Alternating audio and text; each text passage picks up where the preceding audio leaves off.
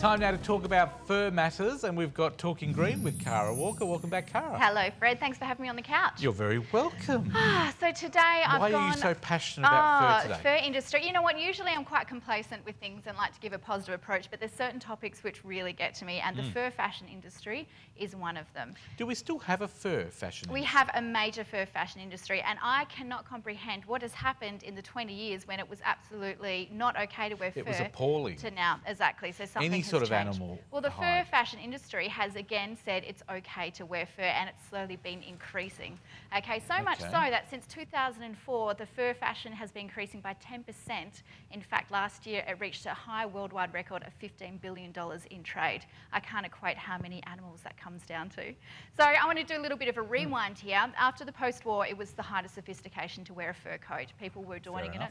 In the 1970s, stars loved to coat themselves in dead animals to show how awesome they were. But that was at the time when people didn't understand the whole animal welfare, was it? Exactly. But it wasn't until the mid-1980s that suddenly what happens to the fur, what happens from the animals was launched, and it became an outcry. The torture It of was. animals. The tortured and the cage, you know, what was happening on the fur farms. Suddenly, it was no longer in fashion. In fact, it was an embarrassment. Women who were wearing fur coats were being red painted. Stores that had stocking fur were being vandalised. It became so out of fashion, it just wasn't funny. So it became unpopular to society to have this happen. Absolutely. And that's when Peter launched that campaign. You might have seen it. All the top models went naked and said, I'd rather go naked than wear fur. So what has happened since then to now, when suddenly it's okay to wear fur? And I'm not talking just about high-end fashion. Regular common retail stores are stocking fur in there, you know, trimmed with their beanies and on their jackets and on their gloves. It's just a big thing to have fur trimmed.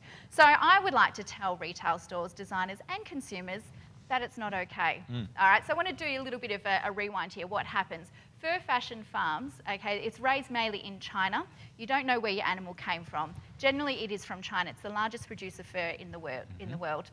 Footage from these farms shows animals living in terrible conditions, in cages. People care about what they eat because they want to know what they're putting into their body, but the standards of where the fur is coming from is so low.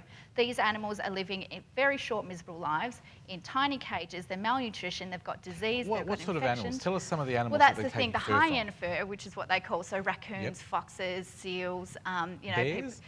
Bears are actually used for the Queen's Guard, for their hats. I don't know if that's still done anymore. There used to be a lot of campaigning. However, most fur is actually coming from cats, rabbits and dogs. Are you serious? It is. And last year there was a study done on fur in retail outlets across the USA, and 70% of the animal on the labels were actually mislabeled because cats and dogs don't want to be worn by people in UK, USA and Australia because we like to call ourselves animal lovers, you know? Pets, I love animals. Can I just say this? You're not an animal lover if you're wearing fur for fashion. Okay? Do we really need to, Cara? When we talk about fur, why do we need to wear fur? Exactly. Why are they doing? Why have they approved it again? Is it money? That's the thing. I think it's just because they've, you know, the fashion industry thrives on people, of telling people, you know, maybe thinking that we're not intelligent enough to connect this, and people are switching off that trigger. You know, I think if you're a little bit older, you know the old campaigns and you have the, oh my goodness, is this really happening? Considering at a time when we've got stopping live bans on animals going overseas to be killed, etc. Well, we hope that can be stopped. Well, we're stopping that will be changed.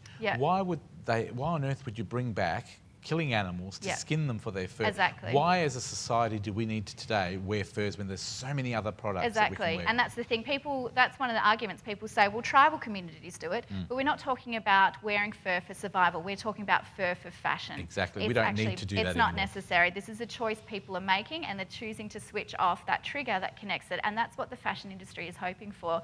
Now, some people are also saying, well, you know, my auntie brought it back from Europe and the animal's already dead, it doesn't matter. Or they see the code, the animal's already dead. Every time you wear fur, you're supporting the industry and you're saying okay. You're saying it's okay to do it. And you're telling other people that it's okay to wear it. You're supporting industry. It's not okay to wear fur for fashion. So what do we need to do to stop this trade? Well, first of all... Don't buy it. Yeah, first of all, you know, bring your own brain. It's common sense, you know, like...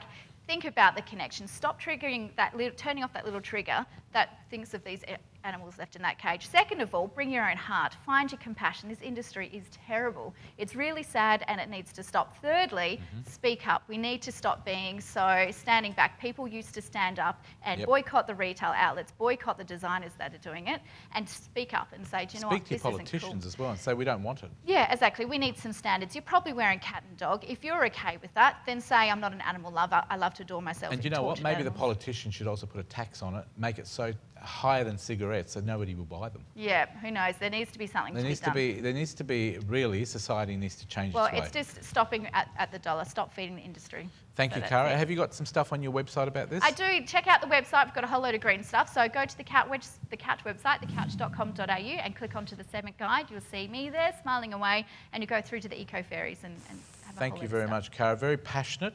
And you're so also much. very honest about it, because I know you've been talking about this for years, Yeah. and we've just brought it back now because it's come back now. It has come back. Cara Walker, Talking Green. Don't forget to check out our website, thecouch.com.au, because there'll be a link there to Cara, Faerie Cara's website, by looking at her photo on our website on the segments page. Thank you very much for coming in. Thank you, Fred.